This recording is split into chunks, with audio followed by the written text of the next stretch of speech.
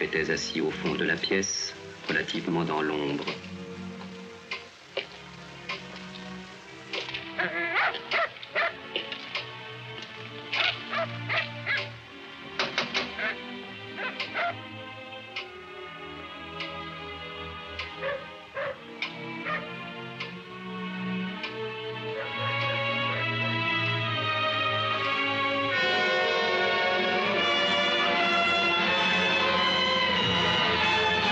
S'il vous plaît.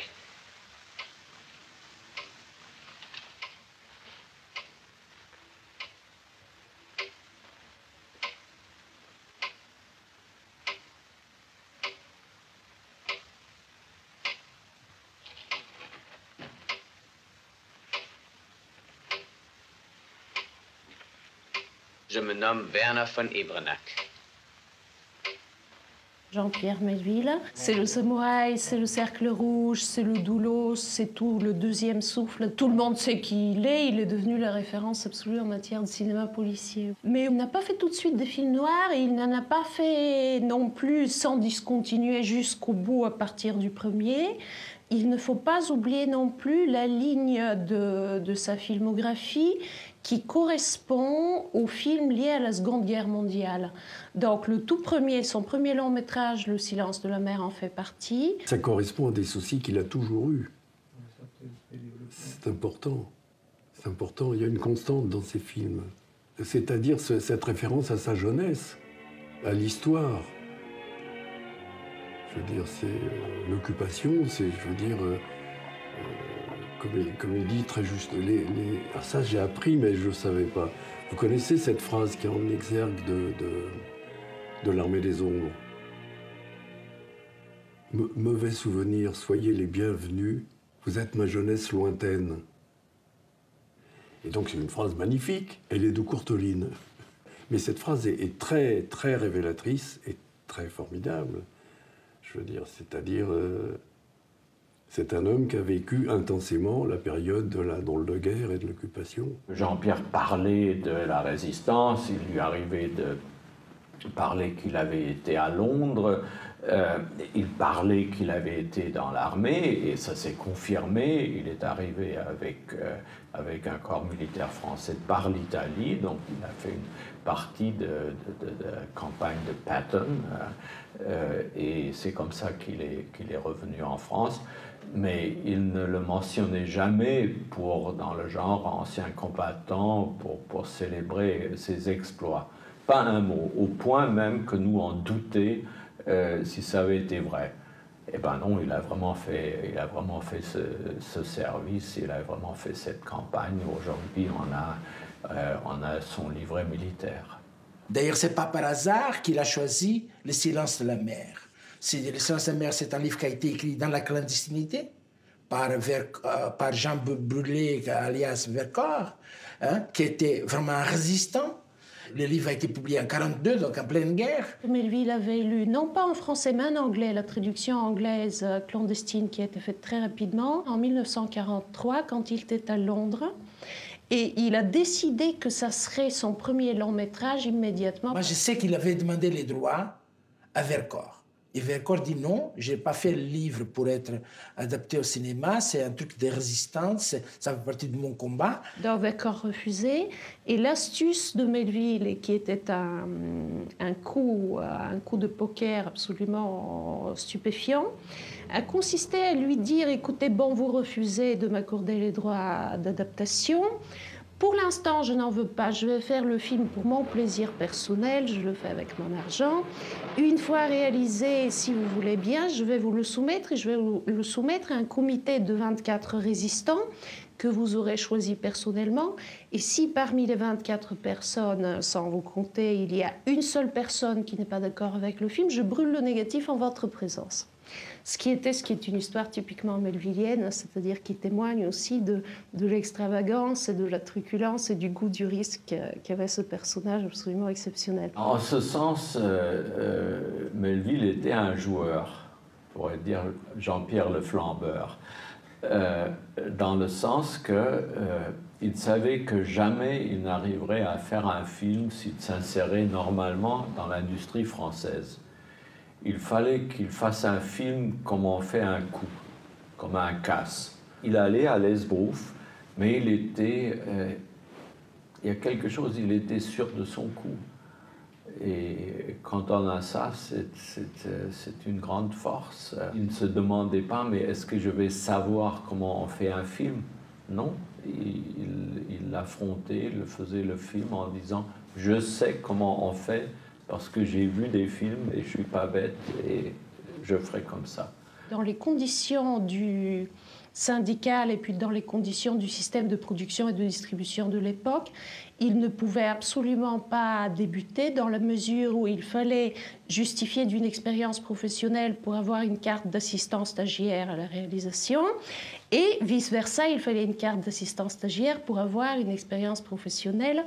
Donc sa solution a été de se mettre complètement en marge de la production en fait, et du système syndical en espérant pouvoir achever un long métrage qui fasse un coup d'éclat et qui oblige la profession à le reconnaître. Melville, il s'est comporté comme un personnage d'un film américain. Ce que fait la grandeur du cinéma américain. C'est-à-dire une détermination sans compromis.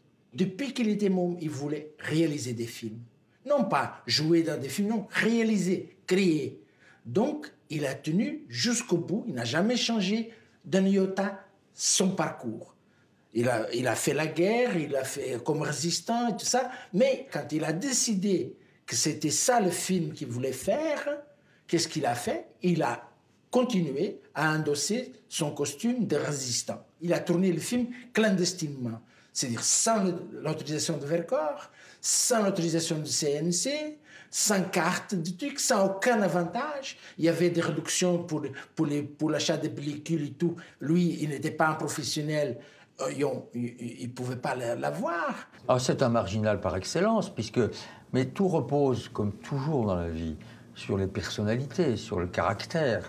Donc, je ne sais pas d'où ça lui vient, comment il a forgé cette nature, mais il développe très vite un goût farouche, féroce, parfois même, à mon avis, insupportable, pour la liberté. Je veux pouvoir choisir. Je ne veux pas qu'on m'impose, je ne veux ni le pouvoir de l'argent, des producteurs, des distributeurs, même si plus tard il sera bien obligé de faire appel à eux, mais je suis l'auteur. D'une certaine façon, on vous l'a sans doute dit, c'est un pionnier de la nouvelle vague. Il a inventé une matière de tourner, en particulier Le silence de la mer, qui correspond à ce que quelques années plus tard, les gamins de la nouvelle vague, qui d'ailleurs lui à la fois le détestaient, le craignaient, mais l'idolâtraient, ont mis en place. Vers la fin des années 50, quand Truffaut, Godard et Chabrol ont essayé de faire un cinéma simple et direct, eh bien, il y avait un ancêtre, un seul, comme film, le film modèle, Le silence de la mer, de la façon dont on peut faire. On était 6, on partait le matin dans une camionnette avec des pneus élimés, enfin bon. Il n'y avait personne. Il y avait un caméraman, cet homme prodigieux qui était Henri Deca. Il y avait un assistant. Il n'y avait pas de maquilleur, pas de coiffeur, il n'y avait pas de... C'était vraiment... Et Jean-Pierre Melville, bien sûr. Il a tourné le film en 27 jours, mais pas des jours qui suivaient, 27 jours, jour par jour, hein, sur quelques mois. Hein, c'est-à-dire qu'il tournait, il avait des plans pour un jour. C'est-à-dire que de quoi payer les acteurs, les 2 techniciens qu'il avait, c'est le chef opérateur et le son, le preneur de son, hein, et le bus pour amener l'équipe. Hein. Il tournait une journée, il revenait, il ramassait, essayait de trouver de l'argent, de ramasser de l'argent pour faire un deuxième jour. Et c'est comme ça pendant 27 jours. 27 jours de tournage qui ne se suivent pas. Donc ça s'est réparti sur 1 année et demie en raison des difficultés matérielles et des difficultés techniques. Au point de vue du climat, au point de vue de tout, ça a été de l'équilibrisme pour que ça ait l'air d'être dans une continuité. qui était complètement fausse, quoi. Il en était très fier parce que, surtout au moment où je l'ai connu, c'était la préparation de Léon Morin prêtre, donc on retournait à la même époque, encore un homme, une femme, je veux dire avec la même tension intime et quand même le même arrière-plan politique, et il se référait tout le temps comment il avait fait pour le silence de la mer. Ça commence d'abord par les moyens pratiques, c'est-à-dire on peut tourner avec rien. Il prenait des bouts de pellicules où il pouvait trouver peut-être quelqu'une qu'il pouvait obtenir par-ci, par relation, tout comme ça. Donc il y avait 19 pellicules différentes. Les fins de bobine de tournage normal, quand le travail est fini, ben, il reste une chute de 20, de 30, de 40 mètres. Et c'est sur ces chutes-là qu'ils ont récupéré, qui ne vaut rien, que normalement les assistants opérateurs revendent comme ça, pour prendre des photos en général, pour le mettre dans un Leica. Alors, ces petits bouts de film, donc de 30, 40 secondes parfois de longueur, certainement pas plus d'une minute, il les utilisait pour tourner Le silence de la mer. Sur tous ces petits bouts, donc il savait d'avance, alors là, ça va être un plan un peu plus long, on prend une chute un peu plus longue. Absolument impensable, hein. Je veux dire, ça c'est pas artisanal, c'est le minimalisme absolu et pur, mais qui vous oblige évidemment, dès la prise de vue enfin, et de la mise en scène, de tout à fait vous concentrer sur cet endroit-là. Alors voilà, on a juste assez pour enregistrer cette phrase-là. Eh bien, 20 ans après encore, Jean-Pierre faisait comme ça. Il y avait un dialogue en chant contre chant. Il savait, alors là, j'ai juste besoin de lui qu'il dise « d'accord ». Alors, Belmondo ou Emmanuel Riva surtout, c'est quand même des acteurs, j'ai besoin de jouer toute la scène avant d'arriver à ce mot que je dis d'accord, je ne sais pas comment je vais dire d'accord, donc je ne sais pas comment la scène a évolué jusqu'à ce moment-là. Et ben, Jean-Pierre dit, écoute mon coco, c'est comme ça, hein, on fait le clap, tu dis d'accord, tu peux dire 3 fois d'accord, j'en prendrai un. Mais il n'y aura pas la phrase avant ni après. Alors, c'était ahurissant à voir pour nous assistants qui croyons qu'il fallait vraiment toujours que l'acteur soit dans le jeu, soit dans le flux de l'action et finalement il trouve une expression. Et bien ça vient, ce système de tournage qu'il avait perfectionné venait du fait qu'il avait tous ces petits bouts de pellicule seulement pour tourner Le silence de la mer. À l'intérieur d'un film où il y avait pour l'époque des gros moyens, d'un seul coup, on faisait des plans avec des bouts de chandelle.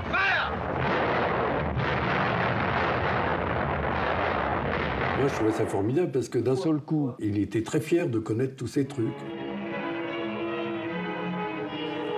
Le goût du bricolage et le goût du truc, du petit truc qu'on apprend quand on fait nos premiers documentaires, nos premiers tournages, je veux dire... Chartres, avec le canon qui est aux Invalides. Moi, je trouve ça magnifique qu'il fasse le fondu dans le ciel, entre 2 nuages. Hein? C'est ça. Combien de choses ont été possibles à cause des manques de moyens. Il y a un côté artisan. Ça, c'est clair. Mais ça, c'est voulu. Hein? Le cinéma, pour lui, était resté ça. C'était le cinéma des grands pionniers, quoi. Sur Léon Morin prêtre, quand nous sommes partis près de Grenoble pour tourner quelques plans d'extérieur, eh ben, c'était comme au temps du silence de la mer, il y avait la caméra dans le coffre de la voiture de Melville. C'est Melville qui conduisait, c'était Henri Decaux, moi et l'actrice qui était assise dans la voiture. Et ben, on déballait, on mettait sur un trépied, c'était tout. Il n'y avait rien. Il n'y avait pas même un réflecteur, pas une lampe, rien. Il travaillait chez Jean Mineur, qui des cas, travaillait sur jeu mineur, et comme lui, il cherchait vraiment quelqu'un, un collaborateur avec qui il pouvait sur qui il pouvait s'appuyer. Le cas s'entraînait à devenir directeur de photo, et c'est lui qui organisait ses chutes de films, et lui et Jean-Pierre s'étaient connus, et se sont entendus, et ils ont dit on va faire ça ensemble. Comme ça, on ne saura rien, ni l'un ni l'autre. Ils ont commencé à travailler ensemble. Le premier jour, c'était bien ce qu'il dit. Le deuxième jour, c'était merveilleux. Et après, ça a été une collaboration qui a duré longtemps, de longues années. Il était disponible pour travailler dans des conditions où les bons opérateurs français de l'époque n'étaient pas disponibles pour travailler. C'est-à-dire que des choses très très simples qui peuvent paraître... Je veux dire, par exemple, moi je me demandais tout le temps pourquoi dans les films, quand la lumière naturelle, quand la lumière disponible était bonne, pourquoi il fallait tout refaire, hein. Manteca ne le refaisait pas. Mais il a été un des premiers, si vous voulez, à introduire, mais pour des raisons économiques, parce que quand vous n'avez pas de matériel, quand vous travaillez avec 3 francs 6 sous, quand vous travaillez avec des bouts de chandelle, toutes les chandelles sont bonnes. Et donc, moi, c'est ça qui m'avait impressionné. Il était tellement habitué à travailler sans moyens que même quand il avait les moyens, il créait une photo, il faisait une photo d'une grande simplicité, d'un grand naturalisme. Et à l'époque, il était pratiquement le seul à faire une lumière naturaliste. Mais quand même, Jean-Pierre déjà savait tout par les films. Il avait aussi, pendant son séjour en Angleterre, à Londres, je suppose, vu beaucoup de films américains qu'on ne pouvait pas voir en France à l'époque. Donc, il avait une vision extrêmement claire et nette de ce qu'il voulait et du style de photo qu'il voulait, et qui était justement l'opposé du style léché avec des éclairages extrêmement sophistiqués de la soi-disant qualité française de l'époque. Et je suis sûr que c'est lui qui a imposé ce style à Henri Deca, et Henri Deca est celui qui a eu le courage de dire d'accord, alors on le fait comme ça. Il fait partie des cinéastes que j'ai rencontrés et qui me laissent les meilleurs souvenirs. C'est des gens pour qui le cinéma est vital. Alors ça a l'air de rien, mais si on parle d'un homme comme Melville, du cinéaste Melville, le cinéma pour lui c'était vital. Et ces grands modèles, ils étaient américains, comme Wyler, comme Robert Wise, comme tout ça. J'ai connaissais tous leurs films par cœur, hein. Il était un des premiers à avoir découvert Orson Welles. Citizen Kane, ça a été le film qu'il a dû voir 30 fois. Il s'est beaucoup inspiré de certains gros plans, surtout, de Citizen Kane. Dans le silence, je parle du silence. Je pense que Citizen Kane, c'était le film clé. Et bien sûr, Chaplin était le dieu, donc hors classement. À part Chaplin, donc, il y avait le trio Capra, Stevens et Wheeler. Surtout Wheeler. Rarement, j'ai rencontré quelqu'un qui avait le cinéma dans le sang, comme lui. Et comme disait un ami cinéaste américain, il y a de la pellicule dans le sang, et j'espère que ce ne soit pas de nitrate. Il y a eu un moment merveilleux pour l'équipe, pour nous. Et là, on s'est rendu compte qu'on peut-être on faisait un grand film. Nous étions donc à Joinville et on a côtoyé, on a pu voir une séquence du port. Fantastique, le port d'Anvers qui a été reconstitué. C'était Dédé d'Anvers, avec Simone Signoret en plus. Et c'était étonnant de voir notre camionnette, on était 5, 6, et de voir le cinéma dans tout ça. C'était Hollywood pour nous. C'était Hollywood, d'ailleurs, le Hollywood français. Et ça, c'était très impressionnant. Et on se dit, on fait autre chose. Et ça va être peut-être nouveau, ou foutu, ou on ne saura jamais. Vous voyez, donc on était dans cette incertitude, mais qui était très chaleureuse, qui était plutôt optimiste, en fait.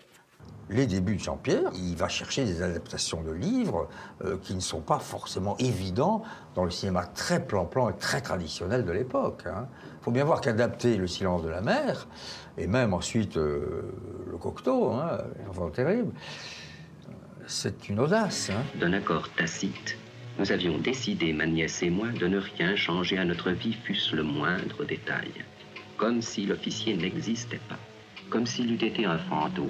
Pendant longtemps, plus d'un mois, la même scène se répéta chaque jour. L'officier frappait et entrait. Il prononçait quelques mots sur le temps, la température, ou quelque autre sujet de même importance, leur commune propriété tant qu'il ne supposait pas de réponse. Un long métrage où un seul personnage parle les 3/4 du temps, tandis que les 2 autres protagonistes restent muets, c'était proprement inconcevable, en fait, cinématographiquement parlant pour l'époque. Je suis heureux d'avoir trouvé ici un vieil homme digne et une demoiselle silencieuse. Il faudra vaincre ce silence. Il faudra vaincre le silence de la France. Cela me plaît.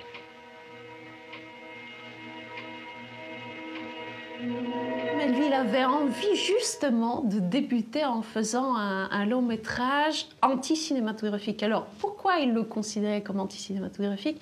Parce que ce qui est décisif sur le plan de l'intrigue relève presque exclusivement des événements intérieurs, en fait, des événements psychologiques. C'est comme une sorte d'enfermement. Et c'est très important, l'enfermement. C'est-à-dire, il faut vraiment totalement s'intérioriser et s'enfermer pour être dans ce silence, si je peux ainsi dire.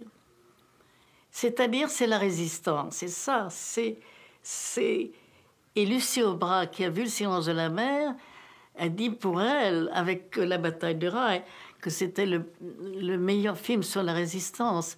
Et là, la nièce, elle résiste à l'amour, et en résistant à l'amour, elle devient résistante. C'est ça qui était beau dans ce personnage. Mais c'est la dernière. Nous ne nous battrons plus. Nous nous marierons.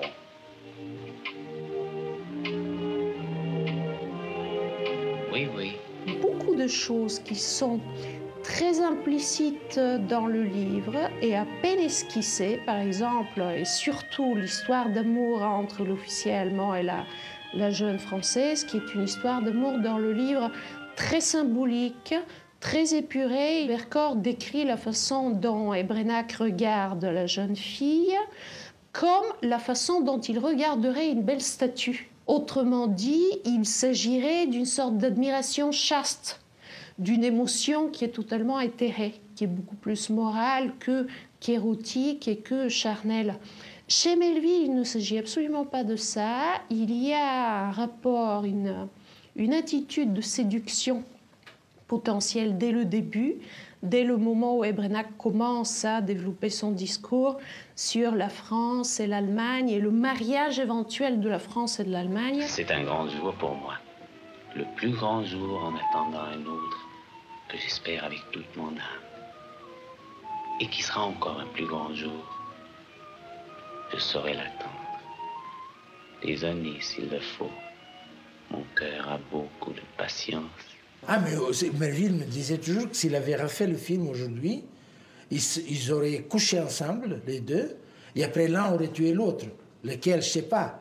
Ça aurait été beaucoup plus violent, s'il avait tourné plus tard. Par ailleurs, leur silence même fait qu'ils se prêtent à cette tentative de séduction de mieux en mieux, dans la mesure où, quand on ne proteste pas, vous savez, ça, au bout d'un certain laps de temps, ça devient qui ne dit pas non, consent. C'est de cet ordre-là. Et c'est ça qui est particulièrement intéressant et qui est vraiment melvillien. La stratégie de séduction, qui est comparable à celle de Léon Morin aussi par rapport à ses ouailles dans Léon Morin prêtre, c'est quelque chose que Melville a exploité aussi dans Le Doulos. À savoir, un homme qui développe un discours séducteur et qui le développe de façon subtile mais de plus en plus insistante. Et puis en face de lui, une femme qui est beaucoup plus, d'une certaine manière, beaucoup plus naïve, même quand elle est prévenue contre lui. et qui se retrouve incapable de réagir comme elle le voudrait, c'est-à-dire de repousser la tentative de séduction et qui se retrouve en fait de mieux en mieux séduite. Et c'est ce mécanisme psychologique-là qui est très melvillien et qui implique des nuances psychologiques totalement implicites, rendues uniquement par les attitudes et par le jeu des acteurs, donc très moderne, très raffiné, très comportementaliste. Ce mécanisme-là, il commence à se développer, Melville commence à le mettre en scène dans Le silence de la mer, et c'est très intéressant de constater qu'il maîtrisait déjà cela dès son début de metteur en scène de fiction. J'éprouve un grande estime pour les personnes qui aiment leur patrie. Le refus de collaborer ou le refus d'accepter l'occupant est d'autant plus fort que l'occupant est sympathique. C'est un petit peu comme quand Fritz Lang est arrivé en Amérique, il a fait un film sur un lynchage où un homme était accusé, je crois, d'avoir violé une femme ou quelque chose. Et il s'avère, en cours de film, c'était quand même un film de Hollywood, qu'il était innocent. C'était pas lui le malfaiteur. Et Fritz Lang disait, mais un vrai film sur le lynchage n'aurait été intéressant que s'il avait été le malfaiteur, s'il avait violé la femme ou tué l'enfant, ou je ne sais plus quel était l'acte, parce que ce n'est toujours pas une raison pour lyncher un être humain. Eh bien, un petit peu comme ça, avec Le silence de la mer, l'Allemand, quelque officier impeccable que ça soit, je vous souhaite une bonne nuit. Sympathique ou pas, ce n'est toujours pas une raison de l'accepter comme occupant notre maison. Ça, c'est ça vraiment la vraie force, et pourquoi le film est non pas anti-allemand, évidemment, il est très possible que ce soit des gens corrects, les Allemands, mais nous ne nous acceptons pas sur le sol français en tant qu'occupants. Il y a les valeurs fondamentales, c'est-à-dire il y a ceux qui trahissent, il y a ceux qui ne trahissent pas, il y a ceux qui tendent la main à l'adversaire, ceux qui ne le font pas. Donc il a son code éthique qu'il a plus ou moins déjà, même s'il l'emprunte à Vercors, c'est le sien, appliqué à ce premier film. C'est peut-être inhumain de lui refuser le bol d'un seul mot. Je me sentis presque un peu rougir. L'une des choses les plus intéressantes quand on lit le livre et qu'on le compare à l'adaptation, c'est de se rendre compte que d'une part, Melville modifiait la fin. Il fallait avoir guetté ce mot pour l'entendre. Mais enfin, je l'entendis. Fonet-Brenac aussi l'entendit. Ma nièce m'avait préparé le déjeuner comme chaque jour. Dans la fin du roman d'origine, l'officier dont Werner Fonet-Brenac s'en va vers le front de l'Est où, bien entendu, il va se faire tuer. Et il s'en va sans revoir l'oncle et la nièce, donc sans pouvoir leur dire adieu et sans que les gens qui se sont progressivement attachés à lui, chacun à sa façon, aient la possibilité de lui signifier une certaine forme de regret. Dans le film de Melville, il y a une dernière entrevue. Elle est décisive, c'est-à-dire le sens final du film provient précisément de ce qui se passe pendant leur dernière entrevue.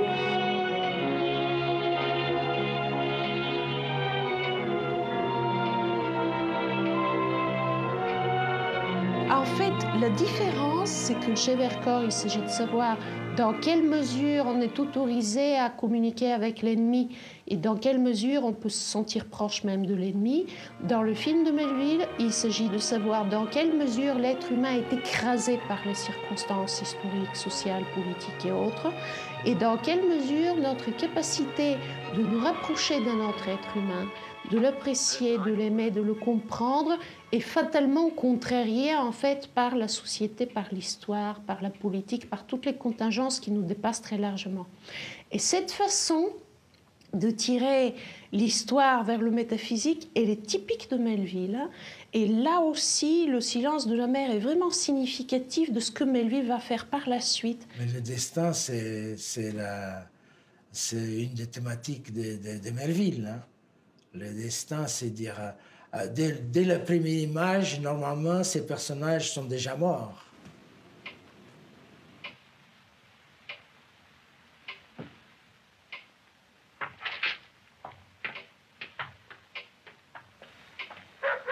La subtilité des rapports des hommes entre eux, c'est ce qu'il cherche chez le comédien, c'est ce qu'il essaie d'obtenir. Mais je crois que beaucoup, si on veut bien réfléchir à ces films, il leur donne, il leur imprime et il obtient d'eux la notion de solitude. Ce sont des êtres solitaires. Le doulos, Belmondo, il est seul.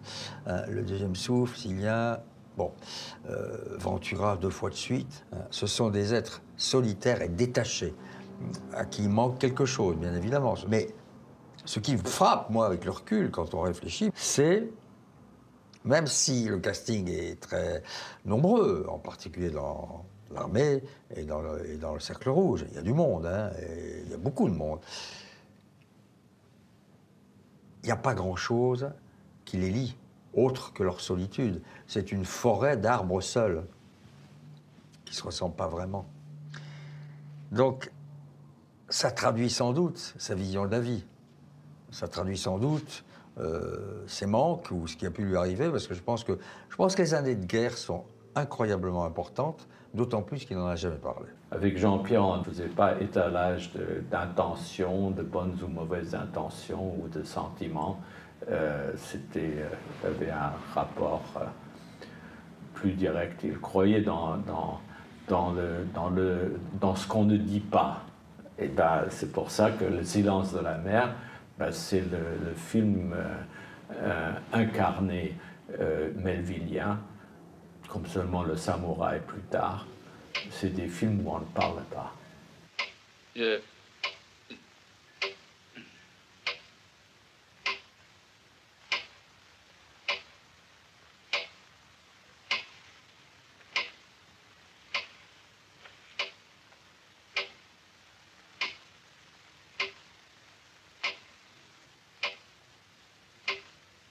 Dans le silence, on rentre je veux dire, on participe à la narration. Le spectateur, il travaille, son cerveau travaille. Mais dans tous les films de Melville, il y a une qualité de silence magnifique. Magnifique. Et rare. Non, mais là, vous m'avez embarqué sur quelque chose qui est tellement important. Tellement important. La notion du temps chez Melville est fascinante. Hein. C'est là où il demeure un grand metteur en scène. Après tout, les films et les cinéastes vieillissent. Hein. Et il est très rare que sur, je sais pas moi, 40-50 ans, on puisse conserver, sur un grand nombre de films qui avaient eu du succès, le même intérêt parce que la rythmique a changé, les vêtements ont changé, la seule manière de parler, la rapidité d'élocution dans certaines comédies américaines, tout a changé. Ce qui demeure chez les grands, et en particulier chez Jean-Pierre, c'est la maîtrise du temps. Hitchcock ne maîtrise pas le même temps que John Ford ou Fellini, mais ils ont chacun une construction interne. Et Melville a très tôt développé cela en utilisant en particulier justement le silence, en réduisant les dialogues et en jouant sur le regard, sur le comportement. C'est quand même un cinéaste du comportement, c'est un cinéaste behavioriste. Mais surtout, il y a aussi le passage du temps, c'est-à-dire que des plans qu'on appellerait longs aujourd'hui, des séquences qu'on appellerait longues aujourd'hui, puisqu'aujourd'hui, il y a une capacité, une volonté beaucoup plus rythmée, resserrée, densifiée, multipliée. Le montage a totalement changé. Rien de tout cela.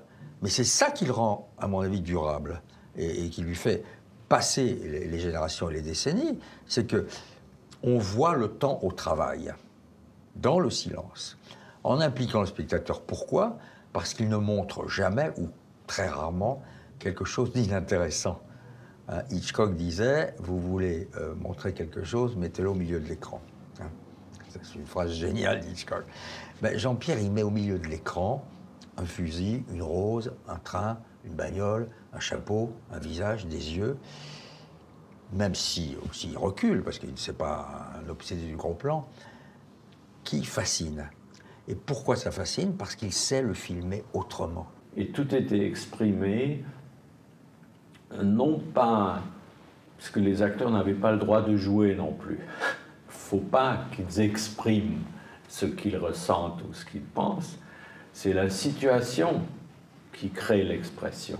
J'imagine bien quand je vois certains plans de Howard Vernon qui entre la maison, qui traverse la pièce et qui dit « je vous souhaite une bonne nuit », et la réaction sur Nicole Stéphane qui le regarde passer, c'est exactement comme ça. C'est-à-dire il n'y a pas de travail de motivation psychologique, mais c'est strictement, comme on dirait, du behaviorisme, d'après le comportement.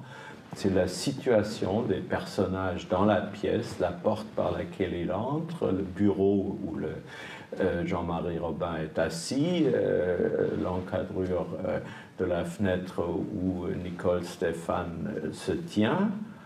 C'est cette situation-là, et il n'y a qu'à y être. Et lui, il la découpe en quelques plans, et ça y est. Il ne fait pas exprimer, on ne voit pas l'acteur au travail.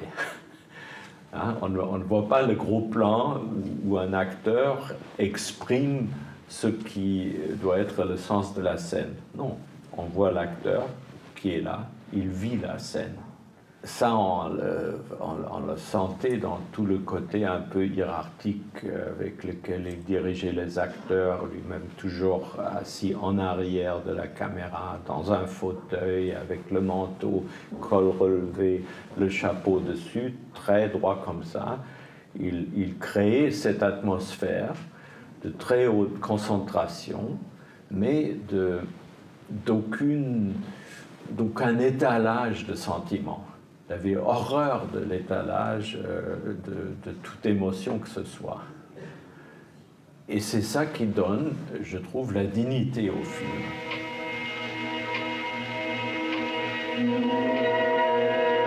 Une fois le film réalisé donc avec des bouts de ficelle et monté dans une chambre d'hôtel par Melville et par Henri Decazes sur la couverture du lit de Melville. Ils voyaient comme ça, image par image, comme ça, et ils avaient un appareil que, dès le moment que ça arrêtait, ils brûlaient une image. Donc il fallait qu'ils mettent un truc blanc pour dire que cette image qui était brûlée comptait. Qu'il fallait dans le tirage qu'elle soit tirée quand même. Ce n'était pas une image coupée. Et tout a été fait comme ça. C'était vraiment je ne sais pas comment... Je ne connais pas un autre film qui a été tourné comme ça. Bref, c'était des conditions de travail absolument rocambolesques.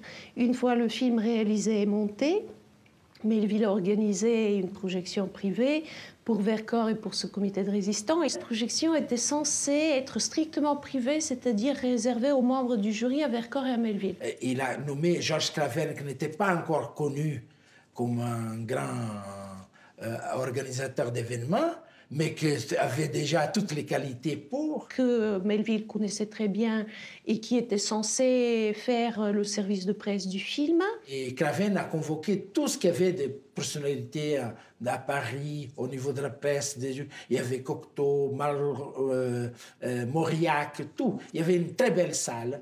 Hein? Et Vercors était furieux. Et Melville dit qu'il n'était pour rien.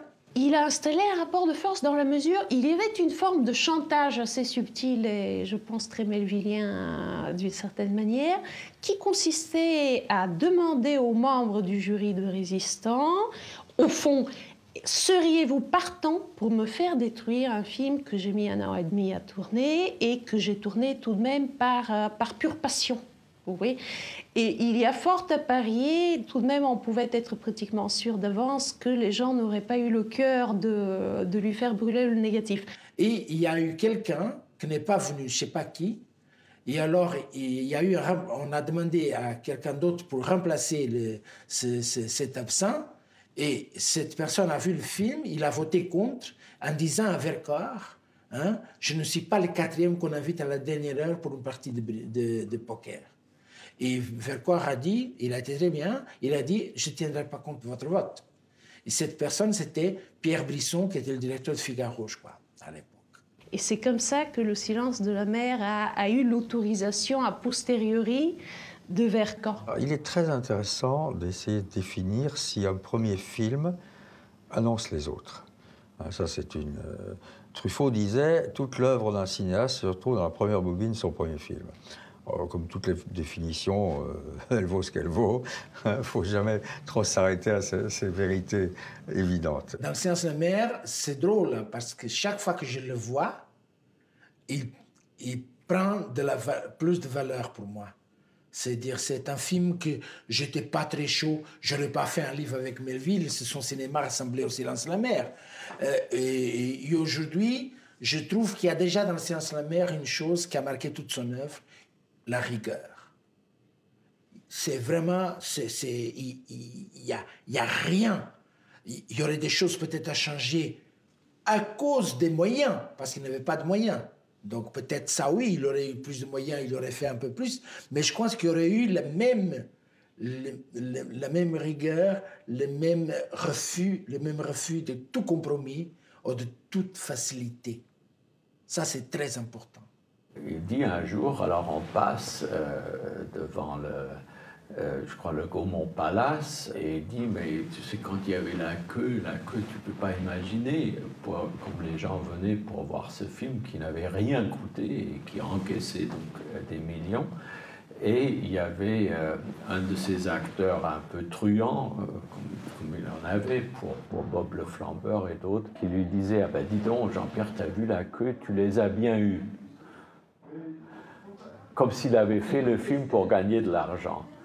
Et ça le faisait rire.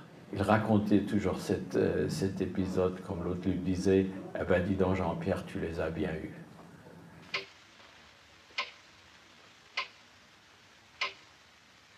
Quand parfois il laissait ce silence envahir la pièce et la saturer jusqu'au fond des angles comme un gaz pesant et irrespirable, il semblait bien être celui de nous trois qui s'y trouvait le plus à l'aise.